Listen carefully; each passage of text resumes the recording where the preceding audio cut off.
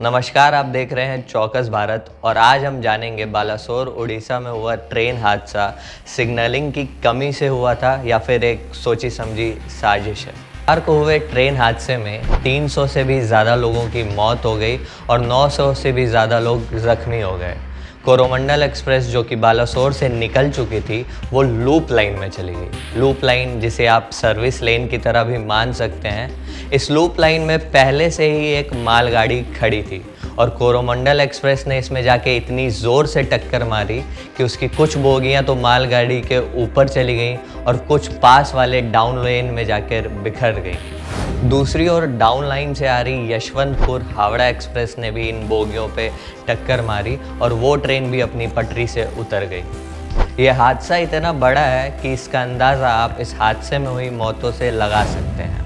जहां एक तरफ इंडिया का रेलवे बजट इतना बड़ा है और आए दिन हम नई नई आधुनिक ट्रेनों को पटरी पर उतार रहे हैं, ऐसे में इतनी बड़ी दुर्घटना पे सवाल उठना तो लाजमी है और ये पता लगाना भी ज़रूरी है कि आखिर इसके पीछे हाथ किसका है और ये भी कैसे संभव है कि कोरोमंडल एक्सप्रेस की टकराव के बाद हावड़ा ट्रेन भी इसका शिकार हो जाती है।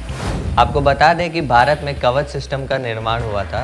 कवच सिस्टम से ऐसे ट्रेन के टकराव वाले हादसों को रोका जा सकता है। आपको बता दें कि अगर कवच सिस्टम रेलवे ट्रैक्स पर लगा दिया जाए तो ट्रेन को 10 किलोमीटर दूर से ही पता चल जाता है कि पटरी पे कोई बाधा वाली वस्तु पड़ी है और इससे ऐसे हादसों को रोका जा सकता है। लेकिन दुर्भाग्य की बात यह है कि भारत के 68,000 किलोमीटर के रेलवे ट्रैक में ये कवच सिस्टम सिर्फ 1500 किलोमीटर रेलवे ट्रैक में ही लगाया गया है।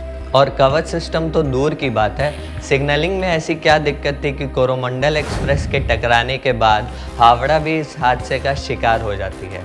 ये महज एक लापरवाही तो नहीं लगती है बल्कि एक सोची समझी साजिश लगती है और देखना ये है कि आखिर इसमें हाथ किसका है। रेलवे मिनिस्टर अश्विनी वैष्णव ने इस पे सीबीआई जांच बिठाने की बात कही है, पर अगर सतर्कता पहले बरती जाती तो शायद इतनी मौतें ना होती। आए दिन हम वंदे भारत ट्रेन का प्रचार देखते हैं, लेकिन इंडियन रेलवेज़ का मतलब सिर्फ वंदे भारत ट्रेन नहीं है।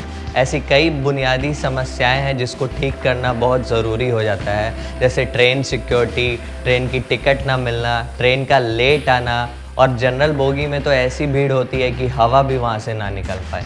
ऐसे में पहले बुनियादी ढांचे को ठीक करना इतना ज़रूरी है, तभी हम जाके इससे आगे कुछ कर पाएंगे।